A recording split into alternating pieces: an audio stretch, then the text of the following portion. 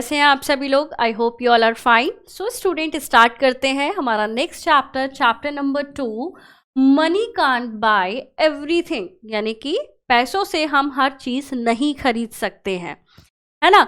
तो स्टूडेंट चलिए स्टार्ट करते हैं ये चैप्टर, जिसमें एक पिता है और एक बेटा है जिनके बीच में डिस्कशन होता है। चलिए स्टार्ट करते हैं। निक वॉज अ 10-year-old बॉय। तो निक एक लड़का था जो कि 10 साल का था। He was a only son to his parents, और वो क्या था, इकलौता बच्चा था अपने पेरेंट्स का। His father was a hard working businessman and he could hardly spend time with his son. तो उनके जो फादर थे वो बिजनेसमैन थे और उनके पास बिल्कुल भी टाइम नहीं था, बहुत कम टाइम जो है वो अपने बेटे के साथ बिताते थे। Nick's father would reach home after he slept and leave home before he woke up or sleep until he left for school। तो निक के जो फादर थे, जब वो सो जाता था तब वो आते थे घर में, एंड मॉर्निंग में या तो वो उसके उठने से पहले ही चले जाते थे या फिर वो सोते रहते थे और निक स्कूल चला जाता था। उसके बाद वो अपने जॉब पर अपने बिजनेस पर चले जाते थे।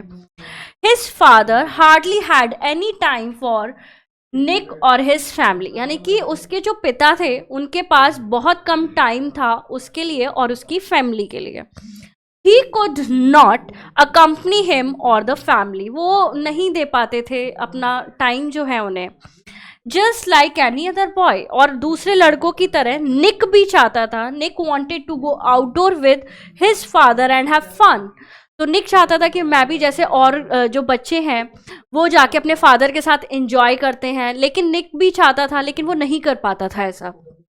One day Nick was surprise to see his father at home in the evening. तो निक बहुत सरप्राइज हो गया अपने पापा को इवनिंग, शाम को देखने के लिए। Dad, it is a big surprise to see you at home, Nick said. Nick कहता है कि पापा आज आप घर पर हो इवनिंग में, ये तो बहुत बड़ा सरप्राइज है, क्या बात है।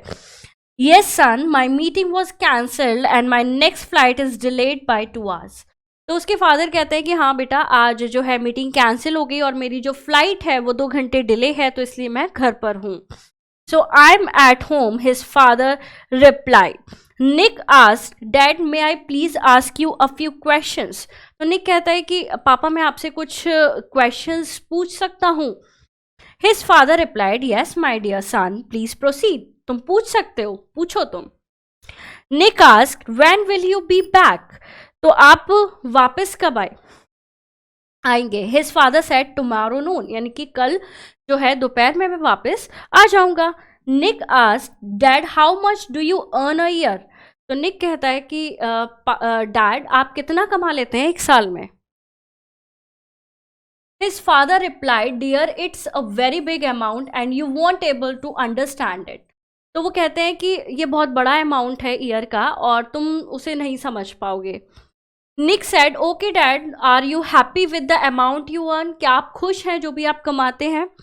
His father said, yes my dear, I am very happy and in fact I am planning to launch our new branch and a new business in a few months, isn't that great? तो वो कहते हैं कि हाँ मैं बहुत खुश हूँ कि मैं इतना कमा लेता हूँ और मैं अपना नई कंपनी भी लॉन्च करने वाला हूँ, क्या ये सही नहीं है? Isn't great? Nick said, Yes dad, I'm happy to hear that। वो कहते हैं नहीं मैं खुश हूँ कि आप नई कंपनी लॉन्च कर रहे हैं, मैं बहुत खुश हूँ। His father asked, So do you have any other question, Nick? तो वो कहते हैं कि और कोई क्वेश्चन है तुम्हारे पास? Nick said, Yes father, I do have one more question। तो कहते हैं मेरे पास एक और क्वेश्चन है, last question. His father said, Ask me then। तो तुम पूछ सकते हो मुझसे कि क्या क्वेश्चन है तुम्हारा। Nick asked, Dad, you don't want to tell me how much you earn a year or a month, but can you tell me what you earn a day or even half a day? वो कहता है कि आपने मुझे नहीं बताया कि आप ईयर में कितना कमाते हो, आप मंथ में कितना कमाते हो, लेकिन क्या आप मुझे बता सकते हो आपका एक दिन में आप कितना कमाते हो और या फिर आपके हाफ डे में आप कितना कमाते हो? His father asked, Nick, why are you asking this question? तुम ये क्वेश्चन क्यों पूछ रहे हो मुझसे? I have provided you will all the possible luxuries। तो वो कहते हैं मैंने तुम्हें सारी सुख सुविधाएं प्रदान की हैं, तो तुम मुझसे ये क्वेश्चन क्यों पूछ रहे हो? Nick said, No dad, you have always given the best to me। तो वो कहते हैं नहीं मुझे कोई शिकायत नहीं है कि आपने मुझे ये चीज़ नहीं दी, वो चीज़ नहीं दी, आपने हमेशा मेरे लिए बेस्ट किया है। बट प्लीज आंसर मी, लेकिन आप प्लीज मुझे बताइए, it would be really nice if you can tell me how much you earn in an hour. तो कहता है कि ये और भी अच्छा होगा कि अगर आप मुझे ये बता दें कि आप 1 घंटे में कितना कमाते हैं। His father replied, Nick, this is not fair and you should not be questioning your father about his income. कि ये चीज़ सही नहीं है, ये इल मैनर होता है, ये जो है फादर से उनकी इनकम के बारे में पूछना ये अच्छी बात नहीं है। Nick asked his mother to support him. तो इस निक ने अपनी मम्मी से बोला कि मम्मी प्लीज़ आप मुझे सपोर्ट कीजिए। And Nick and his mom requested to answer his hourly income if not the daily income. तो वो कहते हैं कि अगर आप जो है डेली इनकम नहीं बता सकते तो कम से कम आर्ली इनकम तो बता दीजिए। Nick father replied, it will be around 1000 rupee per our.